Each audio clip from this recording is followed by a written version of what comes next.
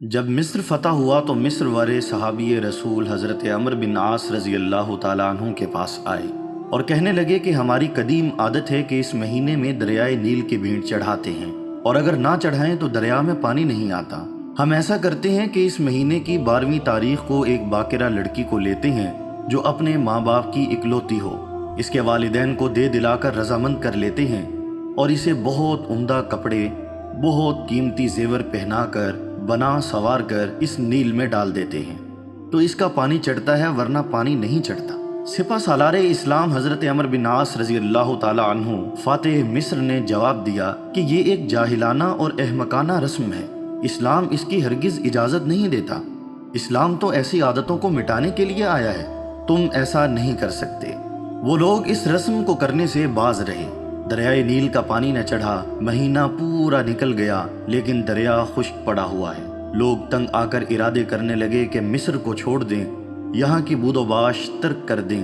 اب فاتح مصر کو خیال گزرتا ہے اور دربار خلافت کو اس سے آگاہ فرماتے ہیں۔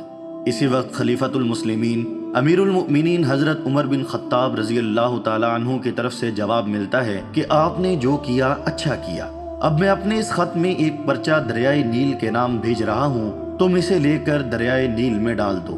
حضرت عمرو بن عاص رضی اللہ تعالی عنہ نے اس پرچے کو نکال کر پڑھا تو اس میں تحریر تھا کہ خط ہے اللہ تعالیٰ کے بندے امیر المؤمنین عمر کی طرف سے اہل مصر کے دریائے نیل کی طرف۔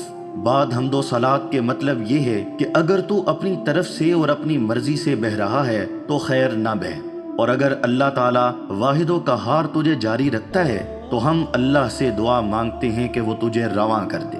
یہ پرچہ لے کر حضرت امیر عسکر رضی اللہ تعالیٰ عنہ نے دریائے نیل میں ڈال دیا۔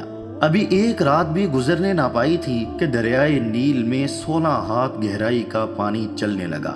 اسی وقت مصر کی خشک سالی ترسالی سے خط کے ساتھ ہی خطے کا خطہ سرسبز ہو گیا اور دریا پوری روانی سے بہتا رہا۔ اس کے بعد سے ہر سال جو جان چڑھائی جاتی تھی وہ بچ گئی، اور مصر سے اس ناپاک رسم کا ہمیشہ کے لیے خاتمہ ہو گیا۔ یہ واقعہ تفسیر ابن کثیر کی جلد نمبر 4 کے صفحہ نمبر 213 پر موجود ہے۔